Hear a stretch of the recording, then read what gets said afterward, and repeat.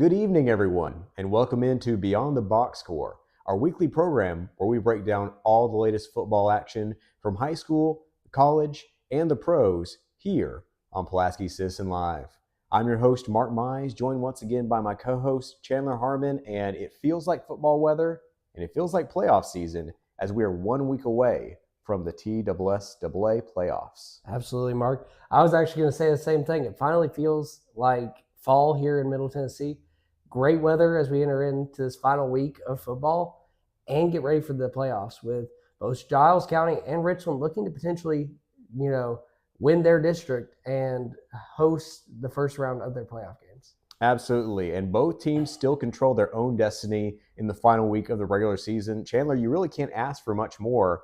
2 huge wins last week for both programs in region play as Giles County ended up coming back with 21 unanswered points in the fourth quarter to beat Forest at the Brickyard. And then Richland won 37-22 over the former top team in the region, Fayetteville City, over there in Lincoln County to take the lead there as well. But still more to be done. Both teams need to win in the final week to finish in first place. Absolutely, Mark. And for Giles, it's going to be a big matchup. Sequatchie's not a pushover team, but I feel pretty good about it with last week's win against Forest being kind of a statement win with Quincy Mitchell, Forest running back, being a very good running back, potential Mr. Football. And the Bobcats found a way to stop him late in the game and to come up with a win. So I think anything's possible for both teams in this final week. Last note there, I wanted to mention this now since it happened in both games. But after looking at the stats, Chandler, so Quincy Mitchell and Zion Najee, who is the running back for Fayetteville City, both averaged between 13 and 15 yards per touch. And yet, I think Quincy had 18 touches and Zion had 20. I mean, I know it's not like an infinite number where you can be like, oh, well, if they did good with 20 touches, why not give them 50? But only giving them 18 and 20 touches respectively feels like they were not seeing the football enough, and it ended up costing both teams. And for Mitchell, I know it was a little bit of an injury thing. He left the field twice during the last few drives for Forest, but you almost feel like earlier on in the game that you should have seen a lot more of him with most of their scores coming from him on the ground.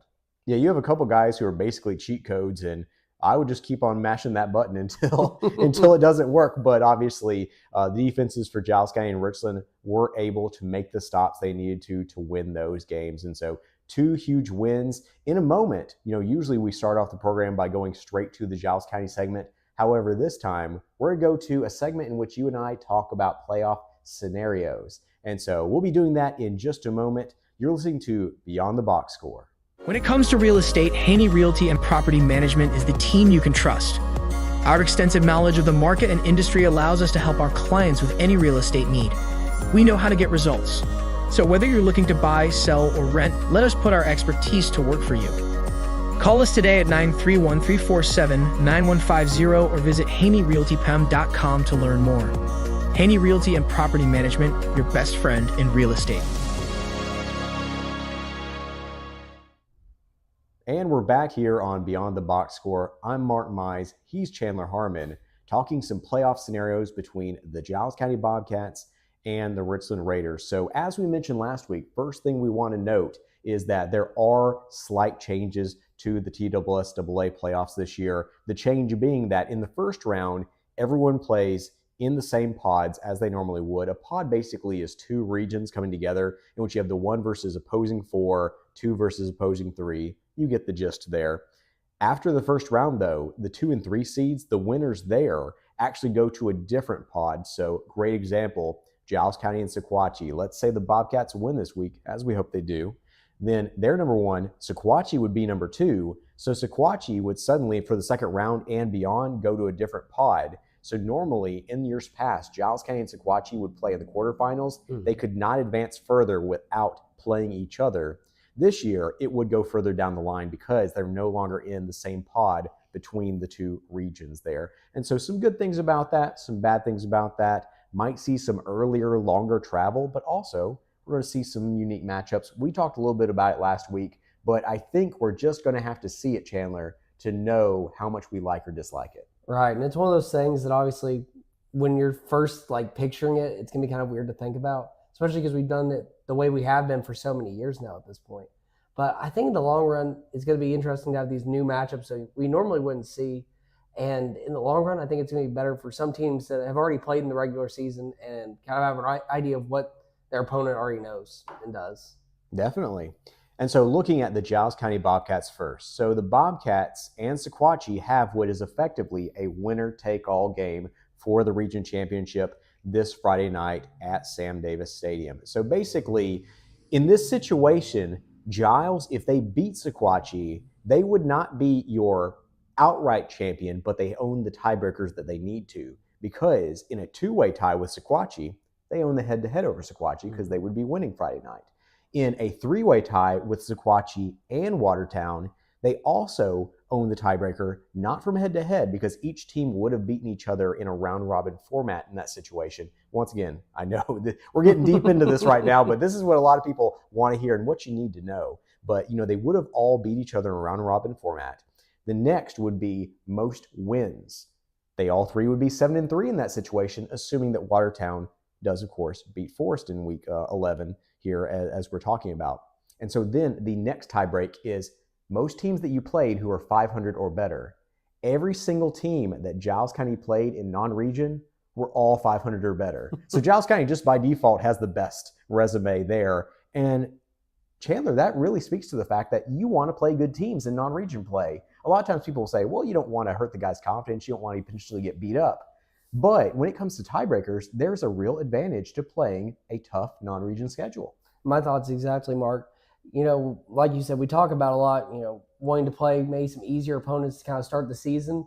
But for the Bobcats, for the past few seasons, they've always gone and sought those higher classification, those tougher matchups. And this is one of those examples where it's really going to pay off for the Bobcats if there is a three-way tie come the end of Friday night.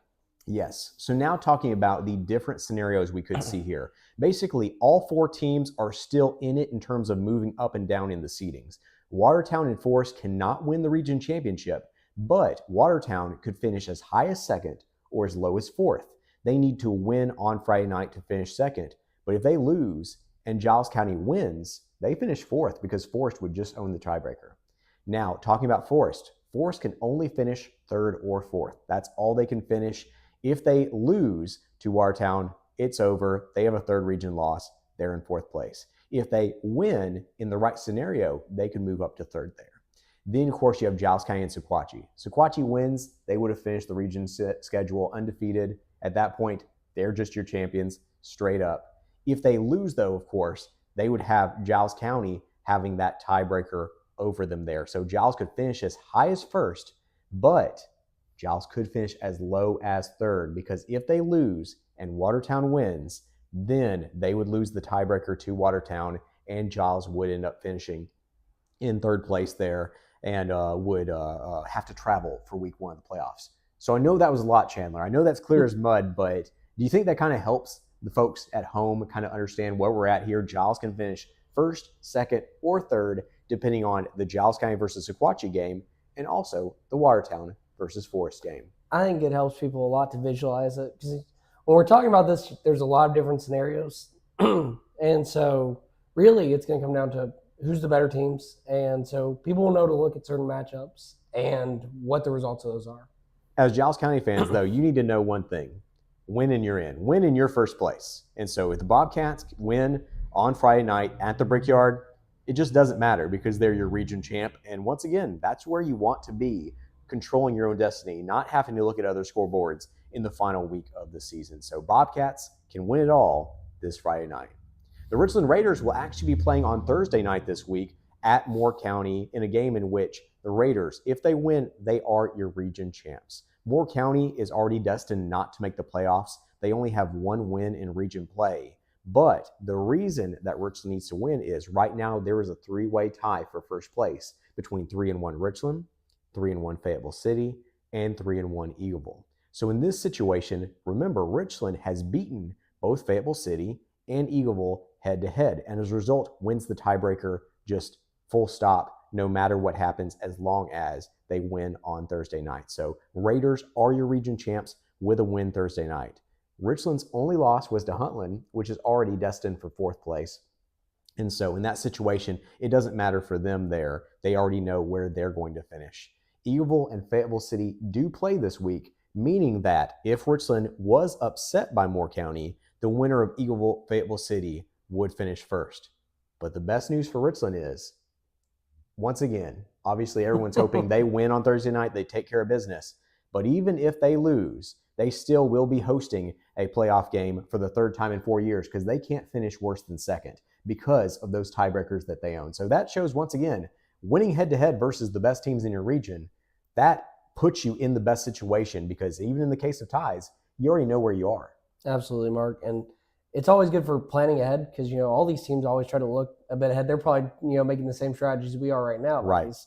So having a better idea of where you can finish and having that limited to one or two spots, it really helps you to look ahead and strategize, hey, we're going to be at home this week and here's what we need to do. So I think it'll be good for the Raiders to have that idea. And, with them playing on Thursday, that gives them a bit of an advantage because they have an extra day to plan for going forward. And last note there, Bobcats, if they finish first in region, they will be hosting 3 straight playoff games. If the Raiders finish first in region, they would be hosting 4 straight because they would host the semifinals as well, all the way to Chattanooga there. And so really important for both these teams. So long and short of it is we just spent 10 minutes telling you all the different scenarios. But if Richland wins Thursday, Giles County wins Friday, none of this matters because they are your region champs and they get to host those multiple playoff games. And that's what's really important. Absolutely, Mark. Obviously, we want to see both of our local teams do great, win their districts, and I think they can get it done. I really do. I do. So once you're actually watching this, you'll be only moments away from the start of Richland at Moore County, which you can watch on the stream and listen to for WKSR on their YouTube and Facebook page as well. And then, of course, JP Plant and Chris Bledsoe will be broadcasting the Giles County game on Friday night for Halloween. Great that both teams are playing different nights, so local fans have a chance to watch and visit each team if they want to, and actually can check out 2 teams in 1 week. But I know that was a lot, folks. Hopefully that gives you a better picture of the playoffs, and we chose to do this week instead of doing our traditional college football segment. So we're going to go ahead and take a quick break, and then Chandler Harmon and Chris Bledsoe will be back with the Giles County Bobcat segment here on Beyond the Box Score. For over 50 years, PES Energize has been proudly powering our community in Pulaski and Giles County, Tennessee. We're more than just an electric utility. We also offer internet and phone services. Our commitment to our customers and our community is what sets us apart. We're dedicated to providing safe, reliable, and innovative services. At PES Energize, we believe that serving you is a privilege. We're here for all your energy needs. Visit PESenergize.com or call us today. This is Chandler Harmon, and joining me now for the Giles County segment of our Beyond the Box Score show is Chris Bledsoe. Chris, how are you doing, man? Man, excited as always. It's crazy to think we're approaching the final week of the season, but it's good to be here. It's been a thrill. It's been a ride thus far. Looking to finish on a high note here in the regular season and push on to the playoffs. And we come into this show winning a big matchup. The Bobcats beat Forest, who have potentially Mr. Football on their team. Ended up coming out with a win after a few miscues in the third quarter. What did you see in that game that really intrigued you? A tale of probably 4 different ball games, and it's crazy to say, but the first quarter was a back and forth between both ball clubs. The second quarter, Giles County dominated in multiple facets of the ball game, and then I don't know if Giles was unaware the third quarter was starting, but the third quarter started.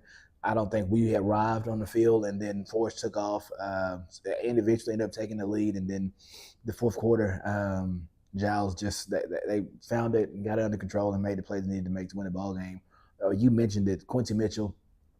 I don't get a vote, so it doesn't mount to a hill of beans, but he is, in my humble opinion, your Mr. Football for Class 3A.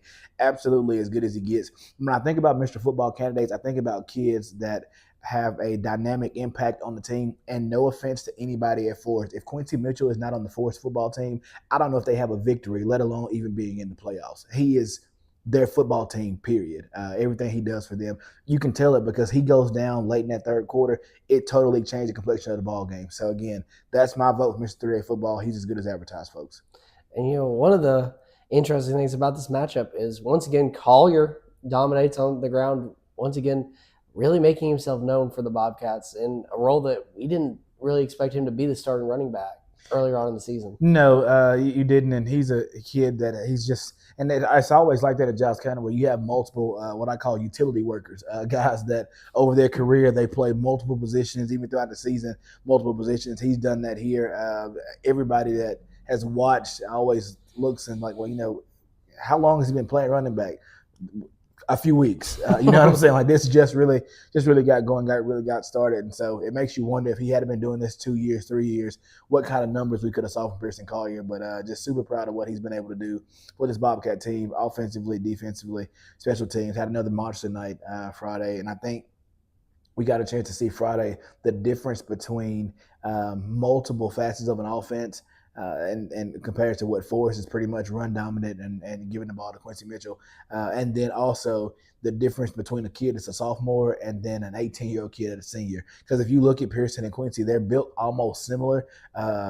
Pearson's a lot physically more gifted, and he's those 2 years make a difference. And I think his endurance level showed to be pivotal in that ball game because I think Quincy just got wore down as the game continued. Absolutely. And I mean, what we saw from Quincy was he was their go-to guy every scored. And like you mentioned, when he went down, it was a completely different ballgame. He went down twice. Yeah. First time he came back in a few plays later, made a big play for him.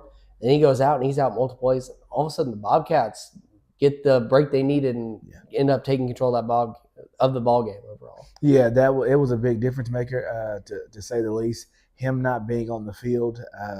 It allows you to do things differently defensively because there aren't very many other threats with Forrest's offense. And so when he's not on the field, you can stunt more, you can blitz more, you can do some things out in coverage that you probably couldn't do with him on the field.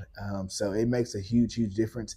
On that same note, as much as, I'm glad Giles County were able to be victorious. I'm wishing that young man well for multiple reasons. Obviously, he's a dynamic kid. You want to see him to be able to continue to play. However, this Halloween, I'm dressing up as a Forest Rocket football fan.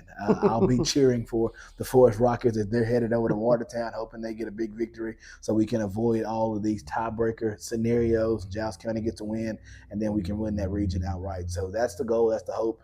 So wish him well. And then just kudos to the Bobcats being able to kind of bottle him up the way they did Friday night. And I feel like we have to obviously mention the defense had some amazing plays, got an interception late in the first half, then come up in the second half with Ogle getting a pick six that ends up icing the game. And on the next drive, another interception. I feel like overall that was a very good defensive game for them. It was, and it was huge for that secondary because there's no secret. I've probably been the world's biggest critic when it comes to Giles County's secondary, and it's been 4 or 5 years consecutive. Like not just this season, we've struggled in secondary. If you go watch film, tape doesn't lie. You want to beat the Bobcats, you're going to have to do it in the air. Not very many teams have come to the Brickyard or have beat Giles County on your own turf running the football. They do a good job of stuffing the run and fitting the run, but in the passing game, we've struggled a lot. And so to have multiple interceptions, to have a pick six in that ball game, in a game that meant as much as it did, I think is huge. It's crazy to say this out loud, but if you think about it, the Bobcats have been in playoff scenarios for the last 4 or 5 weeks. Every ball game is pivotal for them after that loss to Watertown. You couldn't afford any other slip-ups. You couldn't afford any other losses. And so I think they've had that mindset. So I think it's been huge for them, and just kudos to those guys kind of peaking at the right time. Coach Ogle was super impressive. I don't know if you could see it from where you were, but that pick six was great. But he wasn't the fastest person on the field. I don't know if you saw it, but there's a guy named Don Thomas who was running down that sideline that I think beat Coach Ogle to the end zone. He was waiting on Coach when he got into the end zone. So just good to see that, man, to see that kind of love for your guys. Obviously, there's a deeper relationship with Coach Ogle and Coach Thomas. So, again, just that's super exciting to see. Absolutely. And I feel like, obviously, another thing that really stood out in this game was the maturity and resilience to, have a bad third quarter and not let that deter you and come back and win the game and, in the end, just completely control that fourth quarter. Yeah, it was good to see for the Bobcats. It has been a young team. They've matured. They've grown in some aspects because I witnessed a ball game just a few weeks ago, earlier this season, over in Lawrence County, where the wheels kind of fell off late in the ball game, and we never regained our footing, and it just kept getting worse and kept getting worse and worse and worse. And so that didn't happen this past Friday night. We were kind of able to rally the troops and settle down, and go make the plays we needed to make. And I think the Bobcat coaching staff did a good job of just reminding the kids that, hey, we're still the team to win in the halftime up, double digits. Like we're okay. Settle down, get back to doing what we were doing. We're going to be fine. And they were able to do that. So kudos to the staff, kudos to the kids. And then the Bobcat faithful that were there, in Groves Friday night. It was homecoming, so had a lot of bodies in the stands. And I think they did a good job of impacting the ball game late in the stretch after that big run from Force. Absolutely. Well, we're going to take a quick timeout, and we'll hear from Coach O'Connor, Pearson Collier, and Ogle after their win Friday night here on Beyond the Box. Gas Department of Pulaski is here to help you save money. Natural gas is safe, efficient, and cost-effective. It's up to 50 to 60% less expensive than electricity for home heating. Plus, it's clean and efficient, so you can feel good about your choice. Call us today for service or visit our website to learn more. Make the switch to natural gas and start saving today. So, Coach, tonight obviously a very big win with region implications. Talk to me a little bit about what you saw from the guys tonight. I thought our guys were resilient. We kept playing 48 minutes, and that's what we talked about. We're going to need 48 good minutes of football. I don't know if we got 48 good minutes, but I felt like we probably got 36 good minutes. I'm not so sure about that 12-minute third quarter. Really hats off to Forrest. They came out and they played their tails off, and Coach Palmer you could tell they had a week off. They had their guys ready to play, and thank goodness Quincy Mitchell got tired, or I don't know if he got tired or not. He cramped up. Absolutely. Yeah, that dude was he was as good as advertised.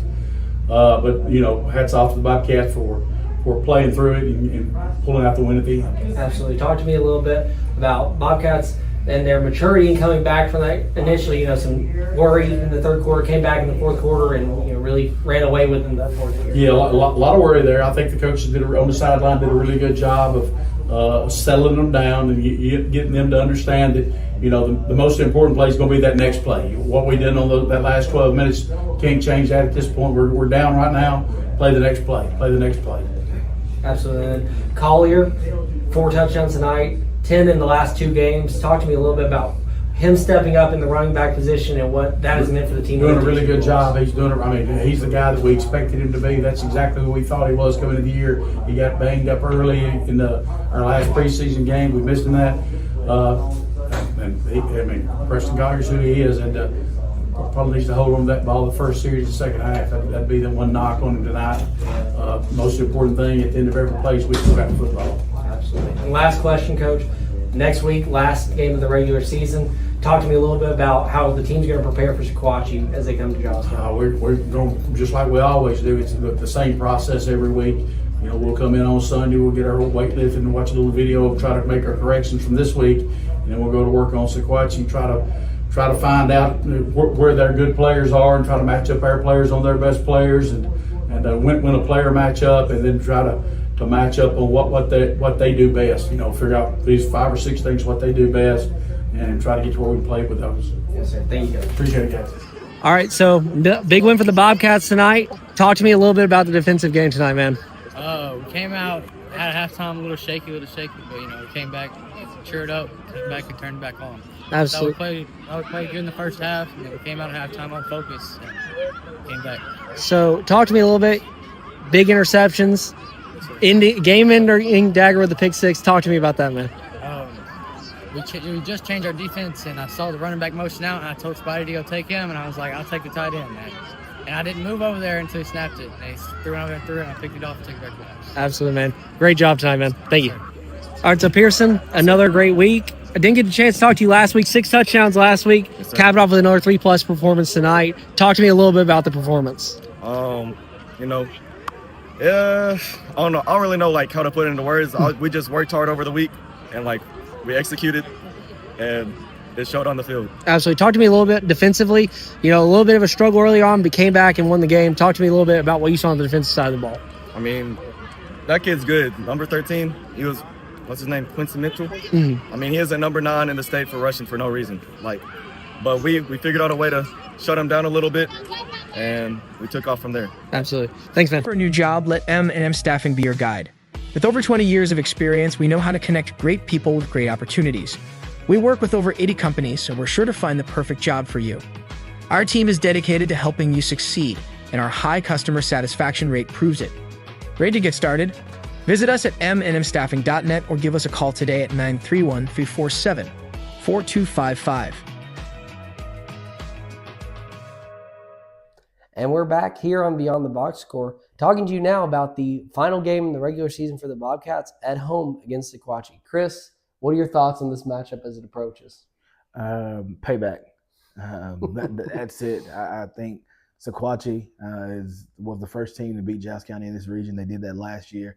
This same ball game over at Sequatchie. I think the Cats have had it circled for a while. I've been thinking about it, for a while, and thinking that it would probably the stars would align and it would come down to this ball game for your region championship. And so here we are.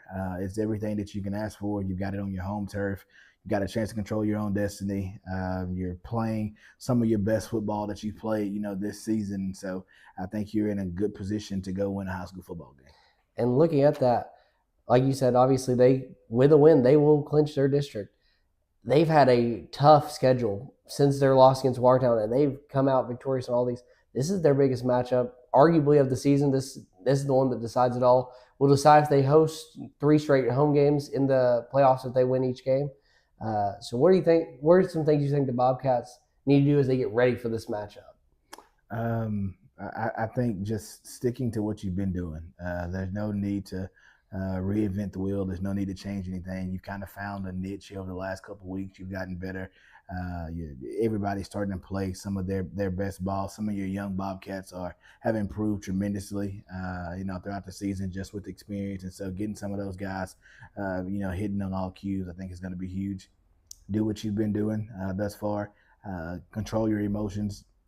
Play with a high sense of control, rage, and just go win a football game. Chris, one thing to note, Collier over the last few games has been averaging over 3 touchdowns a game. He's going to be a big X factor for this team. And obviously Randolph, who's been amazing through the air, those 2 players and those connections, that's going to be a big decider for this matchup. Absolutely. That's the difference in this ball game tomorrow night in the game we saw last year. Again, we didn't have a threat of passing the football. I don't know the exact amount of time franchise threw it, but I'm willing to bet you 94% of those went to Ja'Kai England, and they were 7-yard routes. And so that's a lot different than what you see now when you go play action, jet sweep reverse, and throw it at 60 yards to Damari Allen, streaking to the end zone on a post route. So a lot more stuff for Sequatchie to have to defend. We're a lot more difficult to scout and prepare for. Pearson is just a dynamic player that reaps the benefits of having a dynamic wide receiving core and a heck of a quarterback. You always talk about the O-line for the Bobcats has just been one of their biggest strengths this whole season. And O'Connor, I imagine, will have some kind of trick up his sleeve as we get ready to scheme up against them. So I'm looking forward to it. I think this is a matchup that, like you said, the Bobcats have had circled for a while, and I think that they're going to do well in this game. Yeah, I think they'll be fine. I think they'll perform at a high level. I don't know how much trickeration we'll see from the big guys up front when it comes to blocking and especially run blocking. It's one of those things where this is what we're doing. Can you stop it? And if you can't, you can't. And if you can, then we have to adjust. And so a lot of this season has just been our guys being better than the guys in front of them. They have a kid that played some defensive end last year that absolutely terrorized Cade Luffman, Carter Garrett, Bryce Rivers. Some of those guys, they'll remember. I believe he's actually the coach's son and plays defensive end for Sequatchie. And so we'll have him circled. I think they'll do a good job of keeping him out of the backfield. But other than that, again, it's going to be a hat on the hat all night. It's going to be a physical ball game. They're coming in looking to win their back-to-back region championship, and they want to celebrate at the Brickyard, and I don't think the Cats are going to allow that to happen. I agree. So we're going to take a quick time out, and you'll hear from Giles County Band Director Matthew Whitfield here on Beyond the Box Score. This is Chandler Harmon, and joining me here today is Giles County Band Director, Mr. Matthew Whitfield. How are you doing, sir? Doing well. Good to meet you. Yes, sir. So talk to me a little bit this year, looking back at what the band's done. Talk to me about a few highlights that the band has had this year. So this year, this is my 3rd year as the band director, and it's probably been my most fun year. mostly because it's my experience, like it's my third year teaching in general, and the kids have been super fun this year. I will say this has been the youngest band that we've had. We have more than 40 kids, and more than a third of the band is in the 8th or 9th grade. So it's a very young band. And with the show, we're doing Starry Night. The show was Starry Night this year, and we're playing a lot of like very difficult classical music, like with Beethoven's Moonlight Sonata, Gustav Holst from the Planets Jupiter, hard music. And they've been able to take it pretty well with the growth of the show. With our competitions that we've had some highlights. We've had some good things. I know at a couple of them we've placed well. We've gotten third place in our class. Guard was able to get second place. Percussion getting third place in some of the things. But so we're still growing in certain spots, and some places were older in some places that were younger, just trying to build them up. But really a lot of it is just getting the kids to enjoy it. We've dealt with some different things in the past that we really haven't had to deal with this year. And I think that comes with me just being there. This is my third year. They're used to how I am. They're used to how the program works. And we've had a lot of fun. We're doing a lot of fun things. We're doing a Halloween show on Friday. Like it's cool stuff to do, and I'm really excited for the band program where it's at right now, because while we are young, those kids are going to stay in, and we're going to get better and better and better. So very excited for that. Absolutely. Real quick, talk to me a little bit. You said a little Halloween show. Can you give us a little preview on what that's going to look like? So this started last year. We had a show, or in a game. It was the last game of the year, and it was on November 1st. And one of my color guard girls was like, let's do a Halloween show. Like, we're done with the competitions and everything. Let's just have a fun Halloween show. And I was like, I don't mind doing that. And it was an away game last year. It was like 2.5 hours away at Sequatchie, which is the team that we're playing. It's just at home on Friday. And this one actually being on Halloween. So last year we got them in Halloween costumes. We played like Ghostbusters, Thriller, and I think Disturbia by Rihanna. And it was fun. It was just like, we're not doing the show. We haven't even started concert band yet, so let's just have something for us. And we get to do that again this year, playing, still keeping Thriller, doing Monster Mash, and let's see, what was the other one that I can't think of the other one that we're doing right now. But it's just 3 Halloween. Oh yeah, this is Halloween from Nightmare Before Christmas. And it's just fun stuff. So I'm excited to like have us do that, especially for the home audience. And it's literally on Halloween night, to be able to do that. Just have a little Halloween show. Doesn't get much better than that with timing. No. And then this past weekend, y'all hosted a band competition here in Giles County. Talk to me a little bit about what it's like to host a band competition here. Right. So we host the Pulaski Classic annually, and we get to host a band competition. We go to 3 or 4 every year, but one of them we get to host, and we've done it for a long time, as long as I can remember. And we get some of the participating bands from around Tennessee, some that we compete with, and they all get to come to Pulaski for a band competition. It's really cool to have because we have such like a big, nice stadium. So a lot of schools are like, "Whoa, this is like one of the coolest places that we've played in." It's a challenge. It's a big challenge because you are welcoming so many people from around the state to your home, and you have to host them and make sure everything is good. There's so much prep work that goes into it. The judges, the bands, the spectators, getting not just the stadium ready, but the school ready, making sure everybody has everything they need, all the equipment, being able to sell stuff so we can make actual money off of it. It's the biggest fundraising thing that we have per year. We make like a lot of money on this. It's the biggest one that we have per year. So it's tough logistically, but once it's done, it's like, wow, like it's a really cool thing especially for like a small school like us to be able to throw, because like a lot of programs that we see, like they do the exhibitions, wow, they're like really, really like crazy.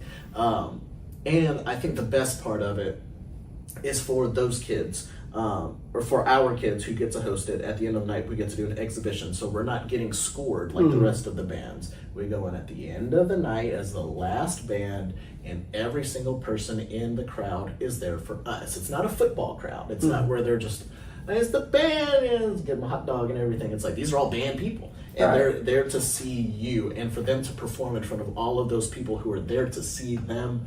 It's such a cool feeling, because I love performing. I always tell the kids, like, make sure you perform for somebody and have all those people there to perform for, and they're there to see you. It's cool. I love it. Absolutely. And then last question, kind of looking ahead, what are some things as we kind of get closer to wrapping up this school year, what are some things looking ahead for the band that you're looking forward to? So like I said in the first part of it, is we're young. We're very, very young.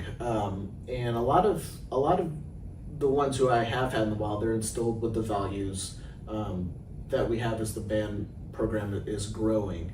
And away from the kids for a second, a lot of the band parents that we've had have really stepped up and taken on new positions. I see them at like every rehearsal, most definitely every performance that we have. And it's good quality. We're getting quality parents and we're getting quality kids, and we're growing through the program. And just trying to get our names out in front of people. So like, oh wow, the band program is a significant part of what we do at Giles County. It's a beautiful thing, because like whenever we're not there, you can tell. You can tell if the band isn't there, just playing stuff, not even for the show, but like that atmosphere that we get to create. And outside of that, we're growing different ensembles. So not just the marching band, not just the concert band, but we have the winter guard, we have pep band, we play at the basketball games, and this year we're starting an indoor percussion ensemble. Oh, wow. So a lot of different things are, and also that kids have different ways to grow. And like, okay, well I get to do this, I have to do this, but I get to do this for a different part of the year and really grow. They get to play different instruments and just grow through music. And that's the biggest thing for me personally. I didn't get hired, and something that I don't want to do is make an excellent award-winning band. Like sure, that comes with it. Trophies are great, but I want to make sure that, because I had a great experience in band through all of the stuff that I've done, and I want those kids to graduate, walk across that stage, think back to their high school days and say like, I'm glad I was in band. I'm glad I had a great band experience. That's what I want to give them. Absolutely. Thank you, sir. Absolutely. When it comes to insurance, Winterburn and Associates Insurance is the team you can trust. We offer coverage for your home, auto, business, and more. We work hard to find the best policy for you at the best price. Our personalized service means we take the time to understand your needs and make sure you understand your options. We want you to feel confident and secure with your insurance policy. Let us make insurance simple for you. Get a quote today at winterburinsurance.com or call us at 931-363-8638. And welcome back for our final segment here of Beyond the Box Score. I'm Mark Mize. She's Jennifer Hawkins, as we're bringing you the Richland Raiders. Jennifer, we had a chance on Friday night to cover Richland versus Fayetteville City, probably the biggest game of the year, at least until this week. Every week is the biggest game of the year once you get late in the season. But Richland was playing for a chance to have their destiny in their own hands in the final week. And after a 37-22 win, Richland now has a chance to clinch region this Thursday night at Moore County. Right. We kind of repeat that every week. It's a big game. It's a big game. But I think it was because the level of competition with Fayetteville, and that head-to-head matchup. Going to Fayetteville, being on the road, has been a little bit of a struggle early on in the season for Richland. And so I think that's why we were like, this game really is, even though we tend to say that a lot, that this is a big matchup, because it was kind of so much on the line of seeing who was going to kind of be in the driver's seat at the end of the night. Absolutely. And just looking at the game, of course, Richland coming into it, Fayetteville City is really a juggernaut offensively. You looked at some of the scores this year. They were undefeated in region play coming in, so they had taken care of the rest of the region field. And in the first quarter, some nerves early as Zion Najee, the star running back for Fayetteville City, rushed for 139 yards in the first quarter alone. They really didn't have an answer for him early on. Well, I mean, they came out that first offensive possession, we kicked off to them 3 plays, and he's in the end zone. And I think a lot of people, there was kind of a stunned silence over on the Raider Nation side, and it was a little bit like, okay, we knew he was going to be good, but till you really laid eyes on him. And our defense, I think we're a little bit shocked as well, because they've been so strong all season and really had answers for things. And to begin that game Friday night, I think we felt like, we've got a little bit of competition here. We got to get some things figured out. But like we've mentioned before, Richland has really been, they've been tested a few times early, gotten in early holes. They don't panic. They don't get worried about things. They just stick to their game plan. and come out and play their style of ball. And that's exactly what they had to go back to on Friday night because, they kind of got socked in the mouth early on with that first offensive possession. But I think the defense held strong later on and made some adjustments and kind of changed a little bit of the game plan and got back in control of the game. Yeah, great job there by Coach Mays and the defensive staff and the defensive players there. 139 yards in the first quarter. He only had 123 over the final three, which, by the way, 123 is still a lot. I know. Let's just say that young man is incredible. He finished with 262 yards, 2 touchdowns, only 20 touches, though. And so before we get to some of the other things that I wanted to talk about, me and Chandler talked about this in the first segment as 20 touches, 262 yards. Quincy Mitchell of Forest, who is probably a favorite to win Mr. Football in 3A versus Giles County, he only had 18 touches for about 230 yards. I know you just can't run these young men to death, obviously, because you have to think about their health, and these are teenagers. But 18 and 20 touches respectively for your potential Mr. Football type players, I would have expected more like 30 touches. Yeah, I was really shocked. I think we talked a little bit about this Friday night that, Najee, we didn't really truly have a good answer for him on during the first quarter Friday night, and then they didn't really utilize him much in the second quarter. Now, I think part of that is we changed a little bit of a defensive strategy, and so I think Fayetteville was trying to play a little bit of a chess game maybe and change their strategy. Don't really know why they didn't go back to that. And like you said, you can't run him the entire game. But I expected him to get a little more looks there in that second quarter.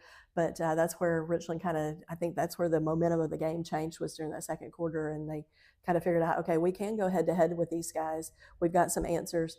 We've just got to keep doing our job. We mentioned that every week that's their goal is to do their job. And they did that really well Friday night and then kind of just took control of the game. Let it get a little close at the end, but still, I think, overall, they were more dominant once they got past that first quarter. Well, generating negative plays, I think, is what the defense did the best job of because, granted, he was averaging 13 yards per touch. So he was averaging a first down basically every time he touched the ball. But when you get them in 2nd and 17, 3rd and 12, suddenly you don't feel as confident if you're Fayetteville City to run a halfback draw when it's more than 10 yards to gain. And so I think that generating negative plays, as the defensive line and linebackers did such a good job of that, I think that really changed their game plan and kept them from utilizing them quite as much. And then the 2 biggest plays of the night, in my opinion, were the strip sack for Shooter Foster, in which he was able to reach out, get the sack, and fall on the ball to basically do the whole job himself there and get the ball back. It was the first time they were able to stop them. And then that generated offensive points there for Richland to take their first lead of the night. And then to clinch it in the fourth quarter, Levi Reedy steps in front of a goal line pass, interception there. And so those 2 turnovers on a night where Richland was really struggling to get off the field defensively at times, those 2 turnovers were, to me, the 2 biggest plays of the night. Yeah, I agree because I really think Shooter's, recovery there, not only knocking the ball loose, because they'd had opportunities throughout the night that, they'd had a couple different times that had happened, but they didn't recover. Right. And I think that was such a big momentum swing. I think it brought the crowd energy back into it. I think it hyped the guys up. And it was just such a big play at the right time. And then, at the end, when Reedy steps in front of that pass, then you're like, game over. You kind of felt it at that point because Fayetteville was driving, and they're going toward their end zone, throwing into their end zone, and he just reads it so well, steps right in and makes a beautiful play. And sometimes that you get into that lane and you're too wide open and you bobble it, and he could have knocked it down, which still would have been a great play, but they would have got one more possession. And so I think it was huge that he was able to step in the lane, gather it in, and make the pick, and kind of seal the game for the Raiders. So just a great moment too for a senior player. That's going to be a memory he'll look back on for years to come and get to enjoy. So yeah, a lot of big plays during the night, but you're right. I think those 2, especially that one at the end, because then it was like, sigh of relief. Okay, we got this. Yeah. And really, if they had scored there were 3 minutes to go, they would have needed an onside kick, but they were an onside kick away from forcing overtime. And so to take all of that off the board just with that interception was absolutely huge. So shout out to the defense on a night in which they gave up over, about 330 yards of offense, I think, if I remember my stats correctly. they still only allowed 22 points. Right. That was a season high, but when 3 touchdowns is the most points you've given up all year, you got to feel pretty good about where you are. Now looking at the offense, though, since the community game, this Richland offense has been averaging about 35 points per game. And they did, again, versus one of the top 2 defenses in the region in Fayetteville City, who I think is right up there with Eagleville when you talk about their defense. For Richland to win, the defense was struggling the first quarter and a half. For the offense to come out and touchdown, to basically just, put their stamp on the game and give the defense time to find its footing. I think that was huge because early in the season, it was the other way around. Right, and that's what's been so fun about this team to watch up this season. They complement each other so well. And like you mentioned early on, offensive, if they had little miscues, different things, defense, like, we got your back. The script was flipped on Friday night where defense was struggling a little bit, trying to get an answer for Najee and not sure what they were going to do. And offense, like, it's okay, we got your back. We're going to put the points up. You guys will figure it out. We're just going to put enough points up to keep you protected. And that's exactly what they did. And it comes off of, he does this quietly, but we don't brag enough on Gavin Schrader. We talk about, we're so impressed with him as a freshman, and then I'm looking back and he had a little over 200 yards. He does it so consistently on only and 15 quietly. attempts, by the way. I know, and I'm thinking he really had a spectacular game Friday night, and I don't think he makes it look so easy as a freshman. I think we've just come to kind of expect it from him, and then you look at the numbers, you're like, wow, this kid is really good. And I mean, he had another great night on Friday, and I don't know that we mention it enough just because there's other big plays and stuff. And of course, knowing Gavin the way that I do, that I don't think he wants all the accolades and stuff, but we still need to mention, man, that kid is really doing his job when it comes to marshaling his team and getting points on the board. And he did it again Friday night. And I think that was the biggest offensive difference in the game was Niles Barnett, who, by the way, didn't have a bad game for Fayetteville City. He was their freshman quarterback. He finished with 89 passing yards. Schrader finished with 203 passing yards. So on a night where Richland was outgained in the rushing attack, having such a huge difference. And then, of course, what's the other thing? Earlier in the year, what did I keep saying the weeks in which Richland was struggling? You're consistently losing the turnover battle. Yep. Once again, they went 2-0. And so ever since the community game, Richland has won the turnover battle, I think, every single week after I think they had lost it 3 of the first 5 weeks of the season. And so it's huge. I mean, it's just unbelievable. If you can continue to get positive yards and you're not turning the ball over, this Richland defense is truly elite. I mean, there are not a lot of teams in the state. You see Richland's number 7 now in the latest poll. When you don't turn the ball over, when you don't have key penalties, when you're not beating yourself, I just don't know that there's many, if any, teams in the state that can beat you when you play that way. Yeah, there's been a very few times this season that I feel like Richland has been getting outplayed by a team. I think a lot of times when they are behind on the scoreboard or even feel like you're not quite in the game like you should be, it's been on their own, missteps, miscues, different things, penalties at crucial times that have pulled them out of the red zone, different things like that. And boy, if you can clean that up, they are one of the best teams in the state. And that's what we're seeing, that's why they're in the top 10 and probably could have a chance to move up as the weeks move on. But anytime you talk to a coach too, that's exactly what they talk about. We got to win the turnover battle. I mean, you hear that from all levels of coaches, that you got to play clean football. And when Richland can do that, they really are a team that's going to be tough to beat. I mean, I'm not going to say unbeatable because no team is unbeatable, but I feel like they're going to be a really tough competition for anybody that's above them in the rankings or near them and around them. So they've got a lot of things to look forward to coming up in this, the rest of the season. And finally, we'd be remiss if we didn't mention Jake Sands. Had over 100 receiving yards, probably his best receiving game of the year statistically. And then, of course, he also was key as the team's lead running back as well. So really just a great game top to bottom. The offensive line played well. Defensive line was electric. I mean, in every phase of the game, with the exception of running back, Richland basically owned every other phase of the game. And Zion Najee, while he was special, he wasn't special enough to make up for every other position group in which Richland was just dominating. So huge win for the Raiders as they take it 37-22 over Fayetteville City. We'll hear now from Coach Nick Patterson, who had a chance to talk to Jennifer after Friday night's win. So, first of all, congratulations, big win tonight. We knew this was going to be a tough road test for you guys. Road games have been a little bit iffy this season, but how are you feeling after this win? Well, feeling pretty good after this one. Really good win for us. Our guys played hard. We knew it was going to be a battle all night. It was back and forth early, but we knew if we could just withstand the storm, that we could make some things happen. And once we jumped on them, we never looked back. So really proud of my guys and their effort and what they were able to accomplish tonight, but we're not finished. Okay, talk to me about, so they come out, Najee runs down the field, we get down early. You guys go with the trick play. Was that the game set? Did you have it in your back pocket? Walk us through there with the that first trick play on offense with when you hit Mayo and get the defense to bite. Yes, man. We worked that all week. We knew we were going to come out with it. Felt good about it. Felt like we knew how they would line up, so it all worked out really good. Well, I love that play call, so it was fun. I think it kind of took them off their game, and like how you guys didn't panic. How do you coach that and keep those guys, when you get down early, how do you look at these guys and go, hey, let's not panic, let's get out there? What do you say to them? What do you do?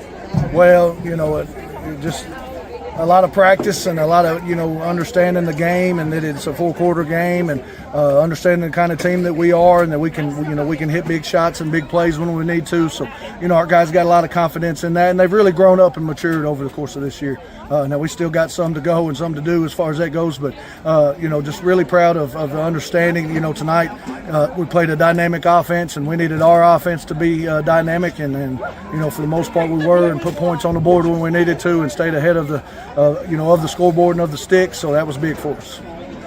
Yeah, absolutely. So you get to enjoy this tonight, a little bit tomorrow, but looking ahead, how do you get these guys to stay motivated and not overlook Moore County? I know they've not been, winning ball games. They're not the strong powerhouse that they've been in the past, but how do you keep them motivated and keep eyes forward for next week? Well, we know what's at stake. We can't slip up on them after, what we did tonight. So, we'll just continue to preach one play at a time, one half at a time, one quarter at a time, and play ball. Absolutely. Well, again, go celebrate with your guys. Big win as you guys are firmly in control in the driver's seat in the region. And so I know that feels good for you. Rewarded for all the efforts you guys have put together. And you talk about brotherhood all the time. So go enjoy it with the guys. Congratulations again, Coach Nick Patterson. We'll have you guys again Thursday night next week. So we'll make sure our listeners don't miss out on that because there's still more good things to come for the Richland Raiders. Yes, ma'am. Thank you. Thank you. And we're back once again. You just had a chance to hear from Coach Nick Patterson after Friday night's win 37-22 at Fayetteville City. Raiders can win the region championship in week 11 now if they're able to win on the road at Moore County. Want to mention once again, we already mentioned it once earlier in the show, but this will be a Thursday night game. And so Richland plays at Thursday at Moore County in 7 p.m. And then Giles County will still be playing on Friday versus Sequatchie at home. So talking a little preview action against Moore County, the fellow Raiders of Moore County are, I believe, 1-3 in region play. They did beat Cornersville last week, 24-14, actually the end of Cornersville season, because Cornersville with a win could have also beat Huntland and actually got in as the 4th seed, but Moore County played spoiler. And the funny thing is Moore County had nothing to play for because them winning that game doesn't get them any closer because they don't own any tiebreakers, unlike Cornersville potentially could there. So Moore County not playing for anything, but they are playing as the role of spoiler. And talking to the guys on Monday night on our WKSR coaches show, they said immediately, on film, you can tell this is a better team than their record would suggest, Jennifer. Well, and it's one of those you don't want to overlook this. And of course, this is the week I finally get to say I can guarantee a Raider victory on Thursday We got night. to say it versus Spring Hill too. That's true. I've got to say it twice this season. But, we joke about that. But Richland's one of those that you don't want to get yourself caught in kind of a trap game and think, because you're playing in Moore County. And like you said, when teams don't really have anything to play for as far as moving on in playoffs, they have a lot of pride on the line. And so they're going to be in front of a home crowd. And for a lot of these senior athletes for Moore County, this is a last home game. So do they want to make a statement? So those are things that the coaching staff for Richland and the players are going to have to realize that this is still an important game. You know, you want to, it's a big win because it gives you home field advantage moving through the playoffs if they can secure that win. So I think it's one of those that it's going to be weird, a Thursday night game. Like, what kind of feel is that going to be? I don't know if that could have an effect. It's going to be a little colder. It's a little brisker in the weather department, but which, you know, for me is not my favorite thing. Yeah. But, you know, but I think we'll have, is that going to affect our traveling? You know, Raider Nation has been so good about showing up this year, even traveling away. But Thursday night, people got to go back to work on Friday. I don't know. What effect will that have? So, I mean, coaches will have this team ready. They're not going to overlook this team, but I'm glad they are still looking at them on film and taking them seriously and going, you know what, Moore County, because we've seen that in the past. Moore County's not one of these teams that everybody beats every year. They're just down this year and have not figured out how to get wins. They did get that win against Cornersville, very banged up Cornersville, but you know, so they're coming off of that. So there's a lot still on the line for that team, but Richland's just going to have to show up and maintain their game plan and stick to it. I think they'll have a victory on the other side of it, but just never know sometimes. Yeah, so Richland needs a win on Thursday night to clinch that region championship. As we mentioned before, they would then get to host 4 straight playoff games. Giles County, if they win Friday night, they get to host 3 straight. So we could see a lot of postseason football here in the county. So want to thank everyone who has made Beyond the Box Score possible this year and now going forward into the playoffs. Thanks to Jennifer, Chris, and Chandler, who are part of today's show, and thanks to our producer, Scott Stewart. So we're actually going to end today's segment with Jennifer having a chance to interview some of the fine folks at Richland as we did our playoff segment instead of doing a college football or NFL segment. So we're going to end it on a high note, as you're now going to hear from Jennifer Hawkins, who had a chance to talk to some of those folks at Richland High School. Greetings again, Raider Nation. Jennifer Hawkins here, bringing you all things Richland. And once again, such a great group that we get to talk about today. With me is Senior Gabe Reisner. He is representing the Art Club. Art Club is something that's been around a while in Richland, but we've had some changeover in the art department. And so this year you guys are led by Miss Robin Olson, who most of you probably recognize. She's been an English teacher here at Richland for years, but she is doing the art program this year in Art Club. And so, Gabe, I just want to ask you a few things about Art Club and kind of your experience and stuff. So first of all, what started your interest in art in general? So, you know, I've always kind of drawn growing up and stuff, you know, colored in the coloring books or like sketched in different things. But really, I had my first art class sophomore year, and, you know, I just enjoyed that. And so I joined art club that year. And then I'm having art 2 this year. So, you know, it's just fun to have, you know, senior year, just get something to relax during the day. But, you know, I just enjoy it. Relaxing for you, maybe. I'm not so good. I mean, you've been in my math class. Y'all know how my drawings tend to go or not go, but I'm always impressed by anybody that can draw. So now, last week, you guys got to do a little mini art show. It was really phenomenal to kind of watch. You had little mini drawings and different figures and things like that. So tell us a little bit how that kind of came to be.